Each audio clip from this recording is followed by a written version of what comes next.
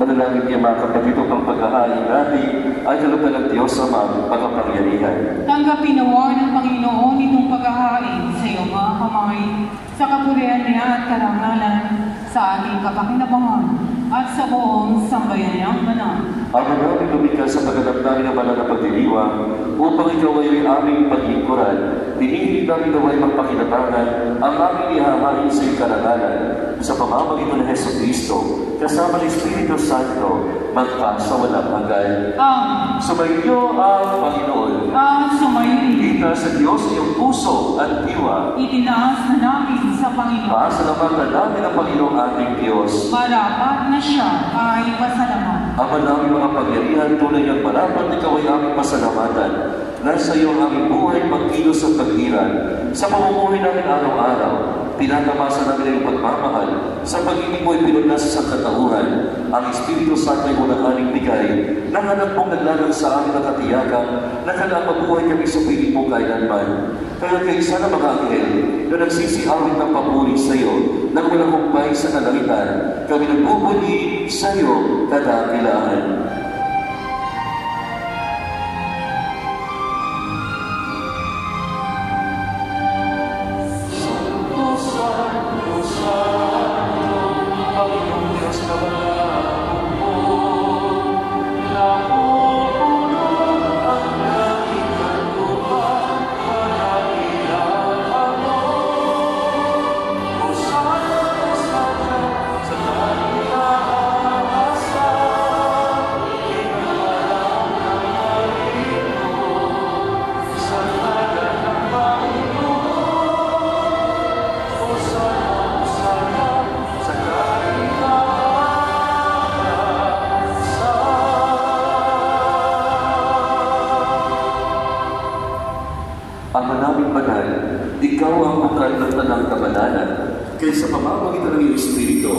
Gawin mong banal na magkaloob na ito upang para sa amin maging katawan ng dugo ng aming Panginoong Heso Kristo. Bago na pinagtiis ang puso na maging handog, hinawakan niya ang tinapay, pinasalamatan kaniya, pinaghati-hati ngayon, iniyabot sa kanyang mga alagaan at sinabi, "Tanggapin niyong lahat ito at galing. Ito ang aking katawan na ihahandog para sa inyo."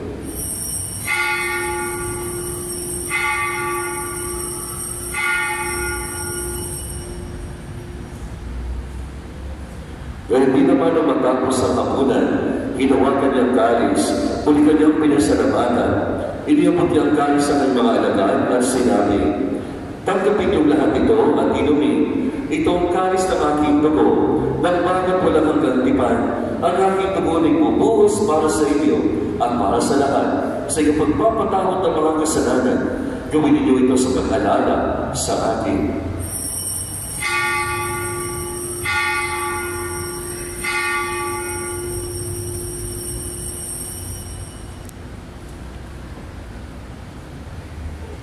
Ang misteryo ng pananampalataya.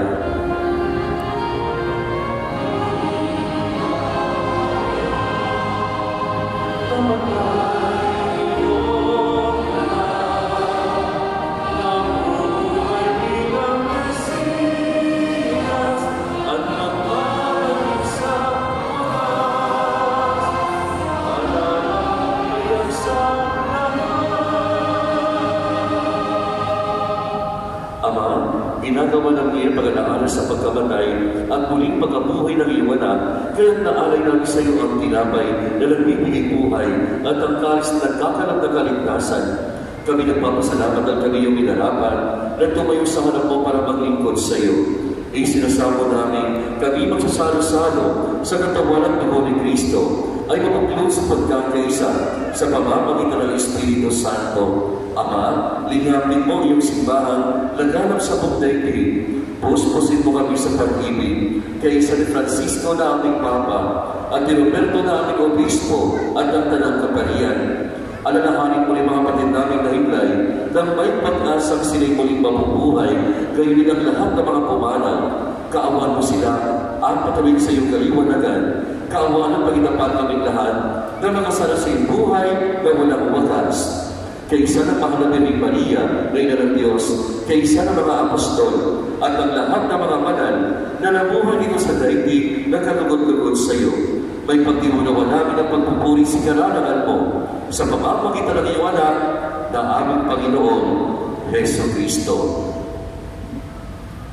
Sa pamamagitan ni Kristo, kasama niya sa Kanya, ang lahat ng parangal at papuri ay sa iyo, Diyos Ama, makapangyarihan, kasama ng Espiritu Santo, magpasawalang hanggan.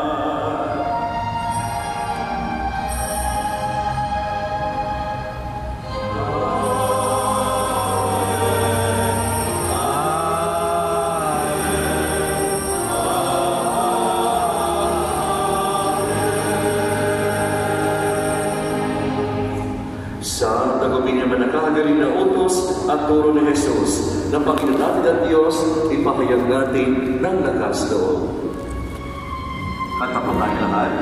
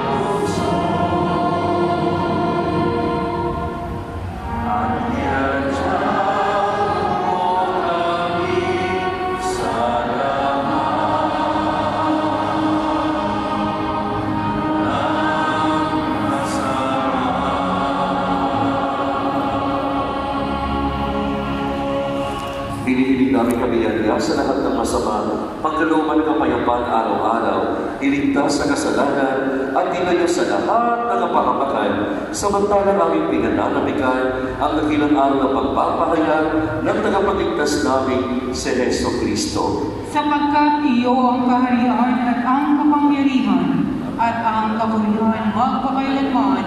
Amen. Panginoon Jesucristo, sinabi mo sa iyong mga apostol, kapayapaan ang iniiwan ko sa inyo, ang aking kapayapaan ang ibinibigay ko sa inyo. Tungayan mo ang aming pananampalataya at huwag ang aming mga pagkakasala. Pagkalooban mo kami ng kapayapaan at pagkakaisa ayon sa iyong kalooban. Kasama ng Espiritu Santo, magpa sa walang hanggan. Amen. Ang kapayapaan ng Panginoon ay laging sumaiyo. At sumayin. Magbigayan ka ng kapayapaan sa isa't isa.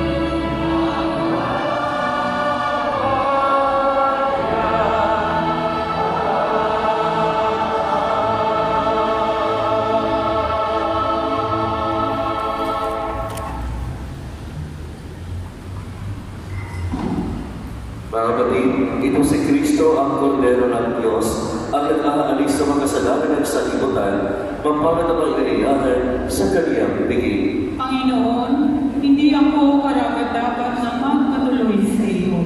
Ngunit sa isang salita mo naman ay gagaling na ako. Amen.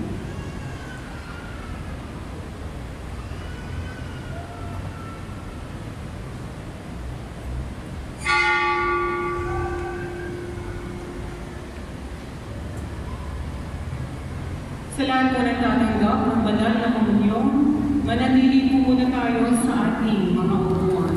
Ang komunyon po ay gagawin by Rose. May mga ushers po na gagawin sa inyo. Maraming salamat po. Ingatan din po natin ang ating mga gamit.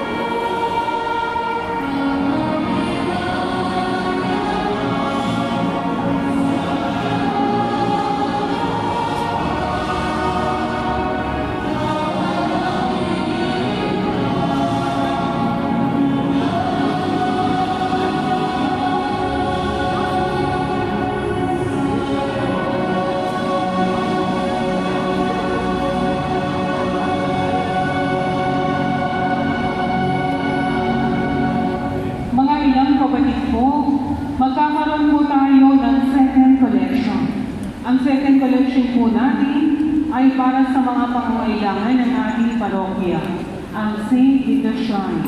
Maraming salamat po sa inyong generosity.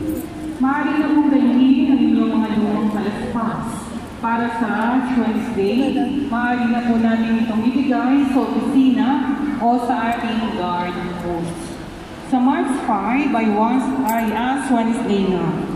Ang mga misa po natin sa Ash Wednesday ay parang linggo. Magsisimula po ito ng 5 a.m. para sa mga may trabaho o klase na at sasundan ng 6 a.m., 7, 8, 9, 10, 11 ng umaga at ika-12 ng tanghali. Sa hapon naman po ay ika-1, 2, 3, 4, 5, 6, 7, 8 at ika-9 ng gabi. Ang ating first communion ay para sa edad 8 years old sa March 15, kaya magpalista na po sa ating opisina. Inaanyahan din po ang lahat na sa isang Marian pilgrimage sa Europe, kasama po ang pagdalo sa canonization ni Blessed Carlo Acutis sa April 24 to May 11, 2025. Ang chaplain po ay ang ating cura paroko, Father Alan Samonte. Maaari pong kumuha ng flyers sa ating opisina. Magsindi tayo ng kandila sa labas ng ating simbahan para sa inyong mga kahilingan at bisitahin ang ating parish store para sa inyong mga pangangailangan. Ugaliin din natin mag-Thanksgiving Mass para sa mga blessings na ating natatanggap. Maraming salamat po. Manalangin tayo. Ama namin mapagmahal, ipagkaloob mong aming mapakinabangan ang dulot na kaligtasan ng aming pinagsaluhan bilang sangla ng tiyak na pagsagip sa tanan sa pamamagitan ng Jesucristo kasama ng Espiritu Santo magpasawalang hanggan. Sumainyo ang Panginoon At sumayo rin. at pagpalain naman kayo ng makapangyarihang Diyos, Ama, Anak at Espiritu Santo. Amen. Tapos na po ang ating banal na misa. Humayo'y taglay ang kapayapaan upang ang Panginoon ay mahalin at paglingkuran. Salamat sa Diyos. Palakpakan natin ang Panginoon.